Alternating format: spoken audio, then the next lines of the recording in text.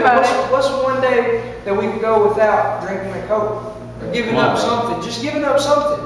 What's one day that we could save a little bit of extra money so we make sure that we got that tithe money? Yeah. Come on. To make sure that we have enough left over to make sure that those tithes are completely done. Not that excuse of, God, I didn't know my bills were this bad. I expected me to have a little bit more money.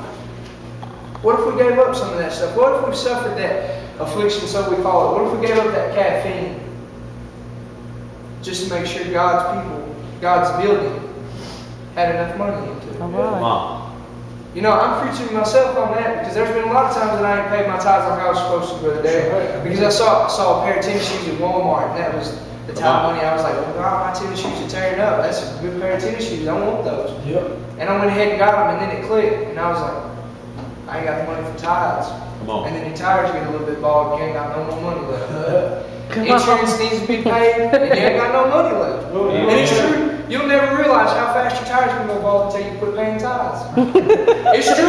It's true. Right. You think I'm kidding. You quit paying tithes and you watch how bad your life falls apart. You think you got it bad? Once you quit paying tithes, it's horrible. It's horrible. Because I've been there. I've seen trailer payment not being made because you can't do it. Because you're not trying to. Because you go out and you waste your money on everything else. And you quit paying your tithes because, oh God, I'm not making enough money for my bills. But what if we actually set aside that, let's see, a Coke's what, $1.38, $1.40? $1.60, whatever the cost of a 2 liter of Coke, whatever you get is, and you buy one every day, and you set aside that money and say you made $100 and you buy one every day, it's almost $2 a day. If you quit buying that, that's $10 for your tithes. Yeah, that's $10. right. That's the money for your tithes. If you made $100 and you set aside that Coke, that's the money for your tithes. All right.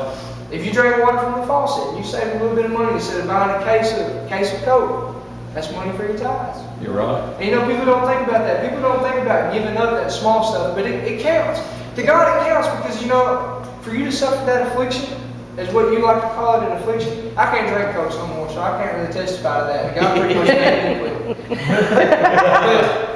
But for us to suffer that affliction and to give up that one small little thing, and to pay tithes, pay more on tithes, even if you pay just a little bit more, God's reward is going to be so great in the end. He's going to be able to say, you paid your tithes, and this is all the records for you.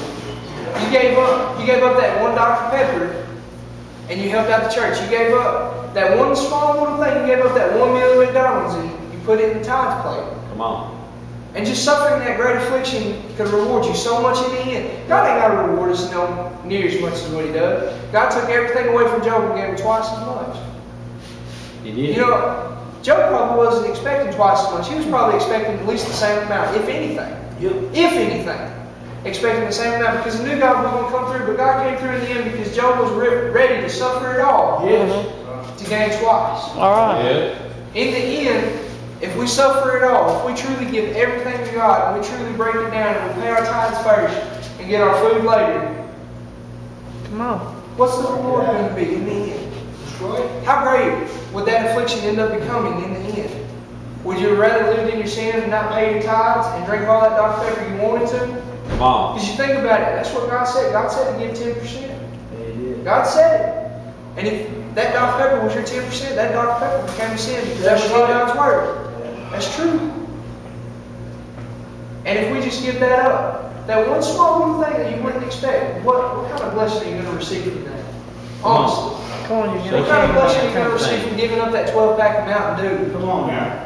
I get on Nona all the time because she said she was going to quit. She said she was going to quit. And every time I see her with Mountain Dew, I jump all over and I tell her she was supposed to quit. And you know, that's nothing about church, but that's something she wanted to do, and I'm trying to help her out. But at the same time, what if that was one thing that was keeping her from paying her tithes?